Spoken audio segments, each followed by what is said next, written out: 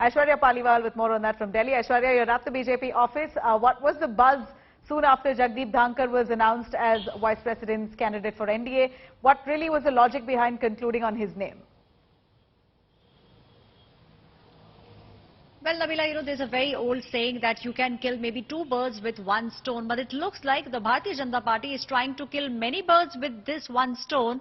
The name which has come out, which is Jagdeep Dhankhar. Now, the first thing that they are trying to do is to reach out to the Jat community. We have seen how over the past few years the community has not been on very good terms with the BJP. The second thing they are trying to do is to reach out to more people in Rajasthan. Let's not forget the Rajasthan elections are scheduled in next year, November or December. The Bharatiya Janata Party wants to win the state. And the third thing, which perhaps is one of the key takeaways, is the fact that he's the son of a farmer. So they're also trying to reach out to the farmers. So definitely it looks like a lot of permutation combination went into it, and of course the kind of work that he's done in West Bengal, that too would have been the icing on the cake for not just Prime Minister Narendra Modi but also for all the other members of Bharatiya Janata Party in making sure that he's a candidate who can be put forth. Now this leaves the opposition with very little time. The last day of the nomination is 19th of July. So in the next 2 to 3 days, the opposition will have to come up with their name. The election, of course, is on the 6th of August. Nabila. All right, Aishwarya, stay with us. I'm cutting across to Ritik Mandal. Ritik, in Kolkata, the buzz must be entirely different. What's the take coming in from the West Bengal government? Any word so far? We know that they're meeting on the 21st. West Bengal MPs, MLAs are meeting on the 21st of July this month. They're going to be deliberating, discussing the recent developments. So, what's the buzz?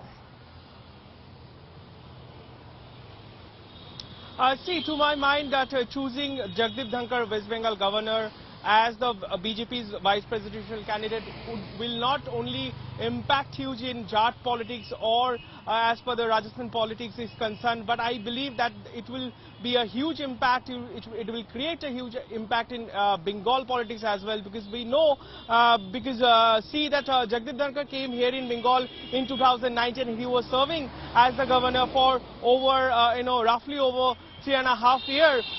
So in this time, during this time, I could remember one meeting, one event that after he just a couple of years back, while he was addressing a gathering here in Kolkata, which was organized to commemorate the birth anniversary of Swami Vivekananda, he said that I came from Rajasthan, I want to learn about Bengal, I want to meet the people. Remember, he was most often locking horns with the state government and creating headlines. So whether it is about the post-poll violence or passing about a bill, and he was always one of the busiest governor and very you can say that hyperactive governor. And we did see during this course of last couple of years, a governor of West Bengal, he was meeting common people, he was meeting political representatives across the political spectrum. But to my mind, let me tell you, at this point in time, picking up Jagdeep Dhankhar as BJP's vice presidential candidate will definitely give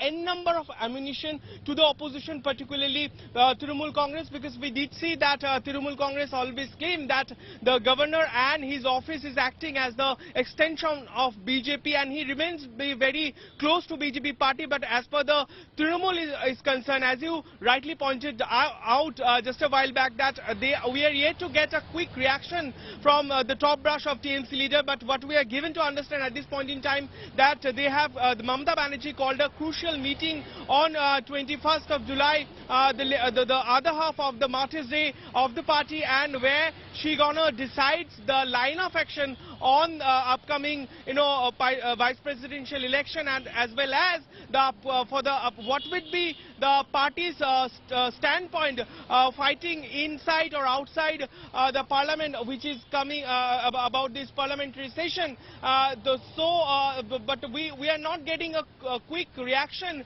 and all political leaders, they are who are the spokesperson from Trinamool Congress, they are remaining mum on this issue. But it would definitely create a impact of Bengal politics. But I can tell you that it would be a very big relief for Mamata Banerjee. We did see that Mamata Banerjee met her governor at the Darjeeling at the governor house before he left for Delhi. So there are lots of things happening, and it would be interesting to see what happens next year in Bengal. Thank you very much for joining us on that. Thank you, Aishwarya, with those perspectives.